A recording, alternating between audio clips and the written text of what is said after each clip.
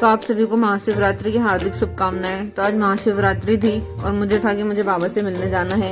ऐसे तो मैं घर के पास वाले मंदिर में बाबा से मिलकर और पूजा करके आ गई थी, पर मुझे चाहा कि मैं ऐसी जगह जाऊं जहां मैं पहले कभी नहीं गई हूं। फिर मुझे ध्यान आया कि परदेशीपुरा में भी महादेव का एक बहुत ही प्यारा मंदिर है। तो हम मंदिर पहुंच गए थे और इस मंदिर का नाम था गेंदेश्वर महादेव मंदिर। और ये मंदिर बहुत ही सुंदर बना हुआ है। इस मंदिर की खास बात यहाँ है, यहाँ पे 12 ज्योतिर्लिंग स्थापित है। जैसे कि हमारे पूरे भारत देश में अलग अलग जगह पर ज्योतिर्लिंग स्थापित है, वे सारे ज्योतिर्लिंग एक ही छत के नीचे आप यहाँ दर्शन कर सकते हैं। 12 ज्योतिर्लिंग स्थापित किए गए हैं और यहाँ बहुत ज्यादा भीड़ थी जब मैं मंदिर में पहुंची, और यहाँ पर किसी भी प्रकार की लाइन भी नहीं लगी हुई थी। तो उस भीड़ को चीरते हुए ही जाना था बाबा के पास। तो मैं इस भीड़ को चीरते हुए आगे बढ़ रही थी और मुझे यहाँ आगे पता चला कि यहाँ की खास बात है यहाँ की तांडव आरती, जो कि शाम को होती है, पर आज तो हमें देखना मुश्किल था। तो मैं सबको बता रही थी कि देखो यहाँ से दिखाई दे रहे हैं बाबा, क्या आप लोगों को भी दिखाई दिए? अगर दिखे हो तो मुझे जरूर बताना। फिर बाबा के दर्शन कर लिए थे और हम पंडित जी को आवाज दे रहे थे कि आप प्रसाद चढ़ा दो। तो पंडित जी सुनने का नाम नहीं ले रहे थे और फिर पंडित जी को प्रसाद आखिरकार हमने दे दिया था। और जब तक पंडित जी प्रसाद चढ़ा रहे थे, मैंने मेरे सारी मन की भड़ास बाबा के सामने निकाल दी थी। और सारी भड़ास निकाल कर फिर हम अर्ध परिक्रमा करने के लिए चले गए थे। अर्ध परिक्रमा करने का हमें दिखा कि यहाँ से रास्ता है निकलने का, पर मुझे थोड़ी देर मंदिर में बैठना था, तो हम वापस आगे चले गए थे। और हम जब आगे गए तो वहाँ पता चला कि माता रानी और महादेव की श्रृंगार की तैयारी चल रही है। तो हम वहीं बैठकर थोड़ा भजन को सुनने में व्यस्त हो गए थे।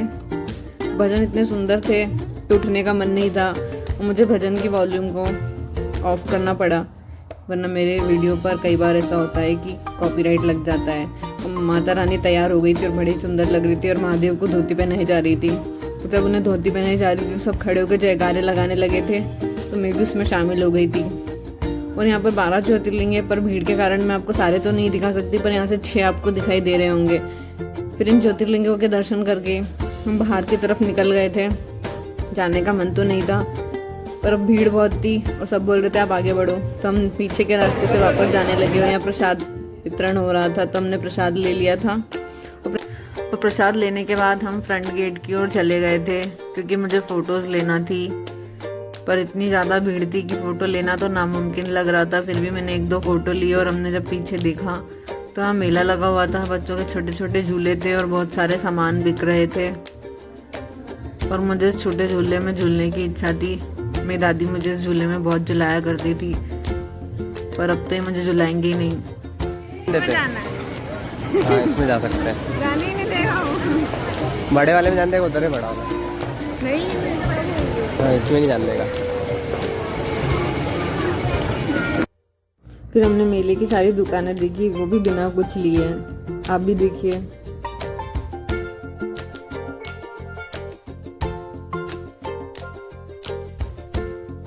और मेले में बहुत सारे लोगों ने अपने छोटे छोटे स्टॉल लगा रखे थे। सबके स्टॉल देख के मन हुआ कि मुझे भी स्टॉल लगा लेना था यहाँ पर अपना। और फिर हमें श्री काल भैरव बाबा के दर्शन हुए। इनके दर्शन करके जब हम बाहर निकले तो हमने देखा कि सामने वाले मैदान में बड़े बड़े झूले भी लगे हुए हैं, पर अभी इन्हें स्टार्ट होने में 3-4 घंटे थे। इतनी देर हम रुक नहीं सकते थे, इसलिए हम पार्किंग की तरफ चले गए।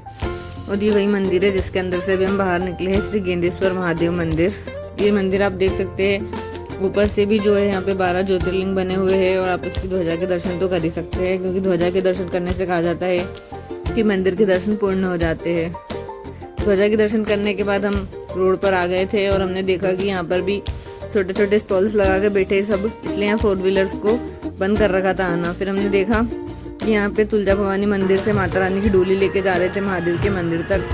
हर हर महादेव। मिलते हैं नेक्स्ट वीडियो।